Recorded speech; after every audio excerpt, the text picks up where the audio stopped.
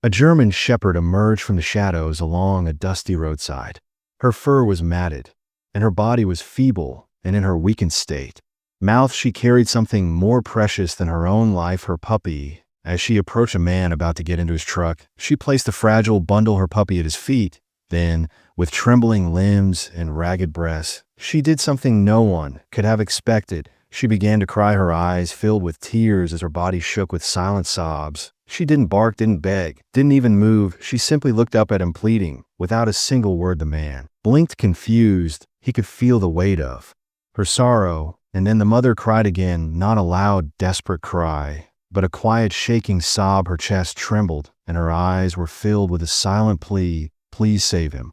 He knelt slowly, reaching for the tiny puppy. His fingers brushed the cold body, too cold. Looking back at the mother, he understood she was giving up her child. But why she had no collar, no sign of ever belonging to someone. Her paws were cut, her ribs visible. She had no home, only her instinct to protect. And now she was entrusting a stranger with the most important thing in her life. And the shepherd took a step back, one step, then two. She wasn't running. She wasn't leaving in fear. She was saying goodbye. The man's heart ached. He couldn't let it end this way. Wait. He called out. She stopped, her body stiffening. She didn't turn, but she didn't move again, either. Looking down at the fragile puppy, the man took a deep breath. "Don't go," he said softly. In that brief moment, something shifted, a fragile thread of trust. Slowly she returned, not eagerly, not in excitement, but with quiet acceptance. She sat at his feet. He knew what he had to do, opening the truck door and saying softly, "Let's go home." The shepherd did not respond, but her head lifted just slightly. Their eyes met, and in that brief moment she returned. The shepherd hesitated. She didn't jump in immediately, not because she was unsure, but because she needed to believe it was real. The man climbed and giving her a small nod. That's when she finally leaped up and curled up next to her pup on the seat, her eyes flicking between him and the puppy. But there was no fear in her gaze, just exhaustion. She was too tired to believe it was possible to be safe again. "You don't have to worry anymore," he whispered to her. She didn't react, only a slight twitch of her ears. She had heard promises before, but had never been given the chance to trust. When they reached his cabin, the quiet home on the edge of town, it was well past midnight. The man parked the truck and glanced over at her. She still didn't move. He opened the door and was surprised when she didn't immediately rush out. He lifted the puppy carefully from his arms and stepped out. Only then did she rise, slowly, painfully, but with determination. The man gently placed the puppy on a couch cushion with blankets.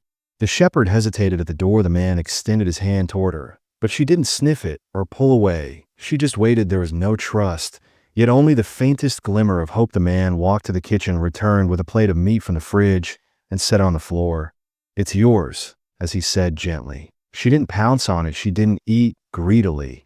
She ate cautiously, almost sadly, as if she feared the food wouldn't last, that it was too good to be true. When she finished, she lifted her head and met his eyes, the barest hint of something like gratitude or relief in them. She moved to the couch and lay beside her baby, curling around him. And for the first time that night, she closed her eyes, not a guard, not in fear, but to rest. The man watched her in silence, feeling a weight lift from his own heart. They were both finally safe. But as he gazed at the puppy, still so fragile, still so weak, he knew they weren't out of danger, yet they needed help. By the time they reached the vet's office, it was still early morning. The receptionist's face turned serious when she saw the pup. "What happened?" The man stated, "I found him last night. He's not eating, he's barely moving." And the veterinarian arrived promptly, calm and serious. "Let me take a look at him," the veterinarian said. As the veterinarian reached for the puppy, the shepherd stepped forward and growled softly, not out of anger, but out of dread. "Wait," the veterinarian advised, trying to lock the door behind him. But the shepherd was not going to allow her baby out of her sight. She did not attack him, but it was evident that she was terrified. The man gently placed a hand on her. "I'll bring him back, I promise." Her eyes flicked up at him, still unsure, still fearful. But she didn't resist. She just waited. The waiting room was painfully quiet. She didn't sit. She didn't lie down. She simply stood there staring at the door, her gaze never leaving it. Minutes stretched into hours. Finally, the vet returned, holding the puppy. "He's weak, but he has a chance." Before the vet could say more, the mother rushed forward, sniffing, licking, whining. Her baby was still alive. He was still here. "She'll need warm food and care," the vet said. "She'll have it," the man assured him. As they made their way back to the truck, the shepherd didn't hesitate. She jumped into the back seat, ready to follow her baby Wherever he was taken back at the cabin, the man carried the puppy inside. But the shepherd stopped at the door. She looked from him to her baby. He hesitated. "Okay," he whispered and bent down, offering the puppy. She took the baby gently in her jaws, just as she had the night before, and carried him inside. She laid him carefully on the couch, curling around him, once more resting her head beside him. And for the first time that night, she closed her eyes, not in fear, not in vigilance, but because she could finally rest. Days passed. The puppy grew stronger. His legs stopped shaking. His eyes started to open, and his cries grew louder, more confident. One morning, the man watched in awe as the tiny pup took his first wobbly steps. He stumbled, fell, then tried again. The man got down on his knees, reached out and stroked the puppy's fluffy fur, and then said, "Welcome to the world, little one."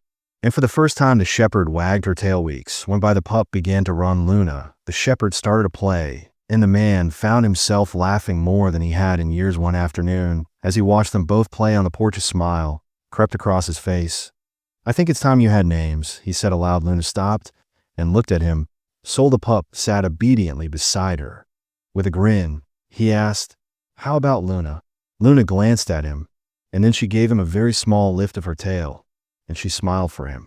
Sol, Sue barked softly. The man chuckled. Luna and Sue. That night, as the man settled into bed, he felt the familiar sound of footsteps padding into his room. Luna lay at his bedside, and Sol curled up next to her. The man smiled, his heart full. No more fear, no more cold, only warm safety, and the beginning of a new life together forever.